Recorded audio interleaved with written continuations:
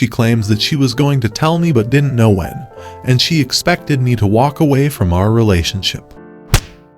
Hello everyone, welcome to my channel disowned Stories. I'm back with a new story and I will upload a new story every day from now on. Today we have a story where this woman's career ended because of her actions. Let's see how this story ended. In 2008, I met this amazingly awesome girl. Let's call her CR. I was 21 and she was just about to turn 19. And we both knew what love was for the first time in our lives. We were both going to a community college, me for theater design and her for education. We lived about half an hour apart, but that was nothing more than a minor inconvenience because we spent every free moment between classes together. Come to think of it, that slight distance was actually pretty nice because being home at least forced us to focus on homework and taking care of ourselves, and visiting each other at home was that much more special. CR graduated with her associates in 2009 and moved away to a state school to finish up her degree in early childhood special education. Like before, the distance was not a concern because it was a short train ride away, and I'd spend 1 or 2 weekends a month down there with her. I proposed to her on Valentine's Day 2010. School wasn't really my thing, and I ended up enlisting in the United States Air Force that following May, and got moved halfway across the country to a place neither of us had ever imagined visiting.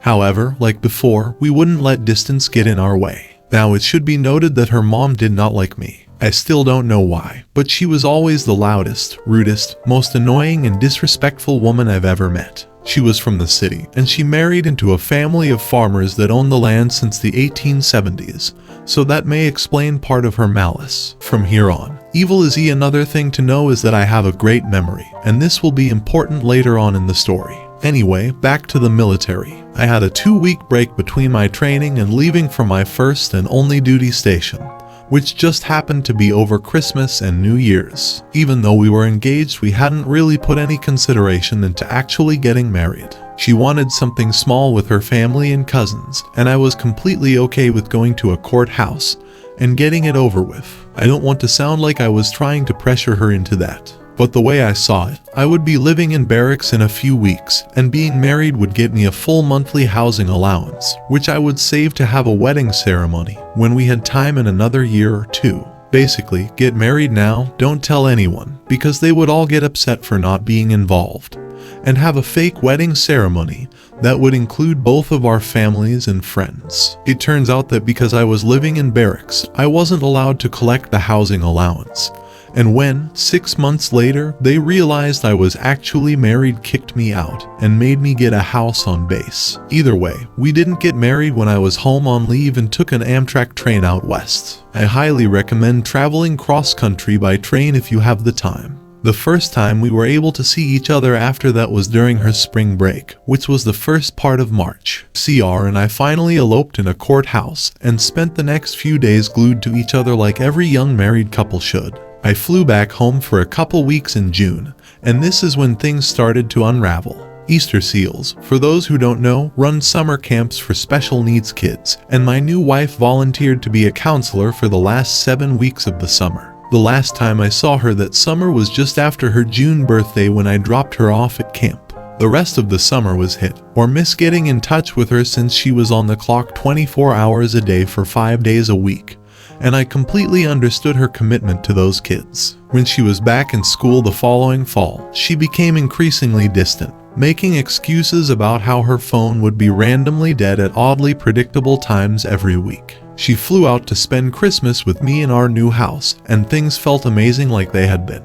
After that, however, she went back to being super reclusive like she was the previous semester. Fast forward to May 2012. I took a whole month of leave to fly home for her graduation and to help move her in with me. I barely recognized her. Every bit of CR's communication with me was forced and so phony that I should have known what was really happening all along. She had set up what she called mock interviews with a couple grade schools near her hometown, and I actually believed that she was doing it just to get experience interviewing.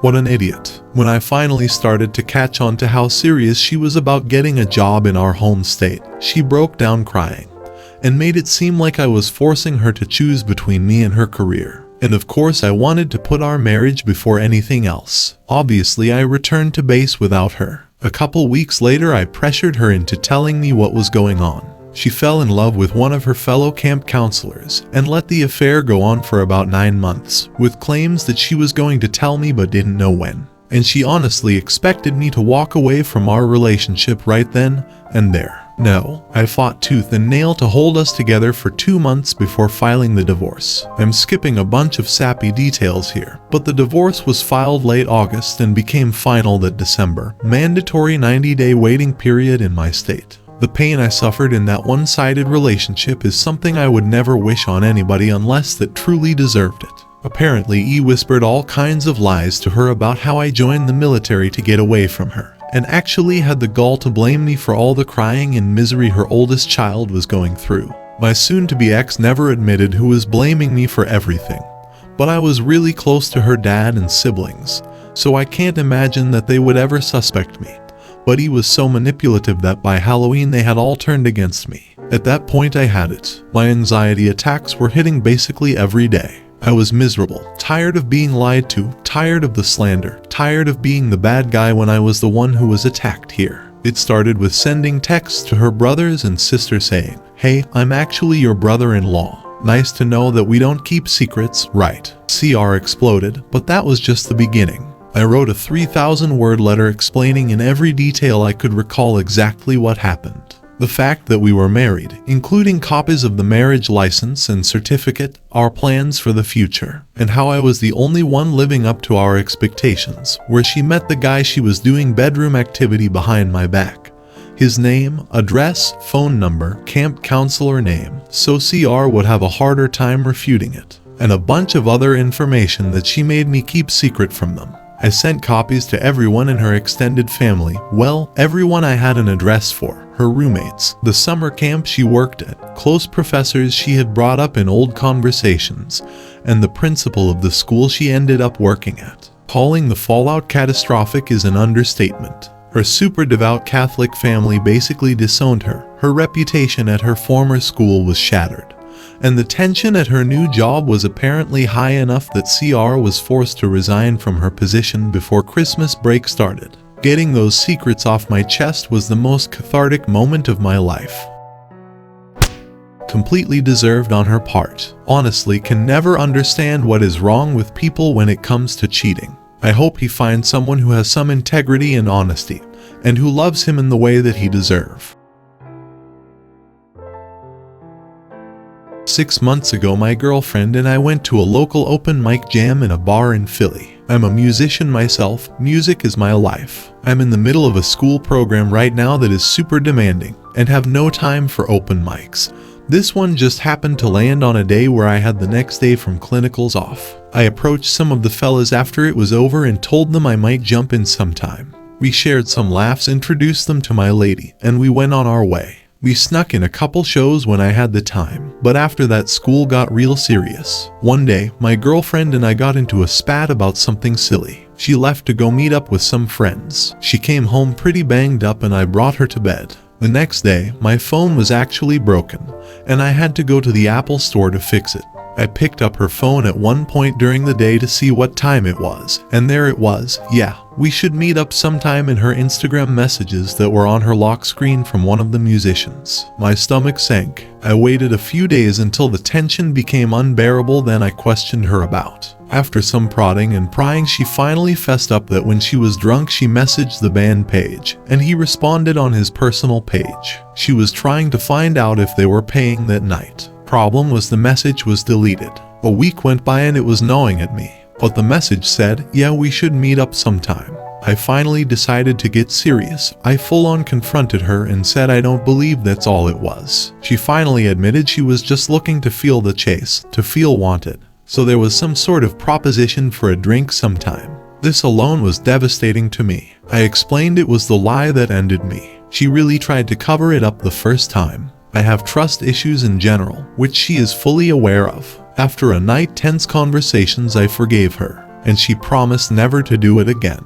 That she was totally uninterested in him. She just wanted to have the flirty feeling. She wanted to be wanted. Then last Thursday, my world came crumbling down. She was out for cocktails with her co-workers and she told me she was going to one more bar with her friend Lexi. She also mentioned her phone might die. I said no problem, have fun. She had work the next day and I didn't expect her home too late. When midnight rolled around, I was having a mental breakdown.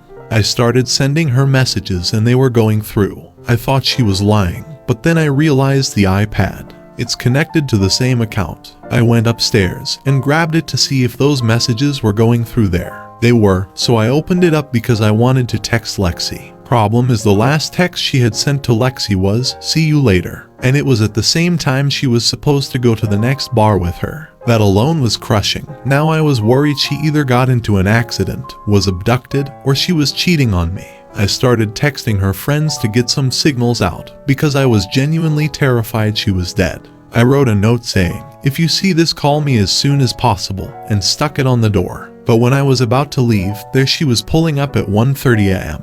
I lost my mind, yelling, screaming, and crying. I asked her where she was, and she said she was with Lexi. When I told her I knew that wasn't true and showed her why, she just went silent. She was drunker than I'd seen her in a long time. She started crying and making up wild stories and excuses. But one thing that came through was the name of the bar she was at. It didn't click right away. I went to sleep and planned on confronting this in the morning. I had a midterm the next day, by the way. Great timing. But in the middle of the night I awoke with a revelation. That was the same bar as the open mic. I jumped out of bed, ran to my phone and checked that musician's Instagram page. He was there playing a show and I immediately knew. When she woke up the next day, I had a cup of coffee waiting for her. She knew she messed up, but she didn't know that I knew. But I stared at her and just said his name. She immediately burst into tears and admits she went to see his band after the drinks with co-workers. She got hammered and they caressed. He walked her to her car and they caressed and she left. It sounds innocent enough, but as we all know, it's not the action, it's the lie. She specifically gave herself an alibi and went to see specifically him. Worst of it yet, apparently this has happened a few times. She would make up a place to go, then go to the open mic to see his band. Then they'd have drinks together after the show. It was 3 times total, including the other night. She gave me exact dates, I back-checked them and they all make sense. She swears up and down that nothing happened other than the hug and one time he put his arm around her. I can't even put into words how devastating this is. I have not had a perfect life. I've suffered some serious betrayals that caused me to shut down from relationships until I met her. She knew that lying to me was the worst thing in the world. We're currently on a break, sleeping in separate rooms. I know her, I love her, I always will. I know that she regrets it. We broke up for 48 hours officially, and she was a legit mess with scratch marks on her arms. She claims that this was it, that the pain of actually losing me will make it so she will step out again. I actually believe that she thinks that. But who knows what the future brings. I love her. I'm probably gonna give her another chance, but I hate myself for it. We booked a therapy session to see what we can salvage. Not gonna lie though, we have 1 dog and 2 cats that I love dearly. A decent percentage for this situation includes the fact that I can't leave them or separate them. She doesn't regret it at all. There's a lot of steps she took and each one she could have made a decision not to do it, and yet she did. She doesn't respect him at all. She might have loved him once, but she no longer does. Be glad he doesn't have children with her, or else he might be doubting if he is their father too.